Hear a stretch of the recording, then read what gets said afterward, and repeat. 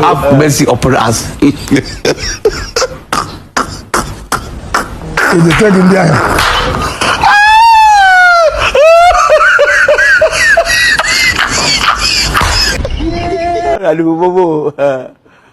Wajib faham ini, dah tu.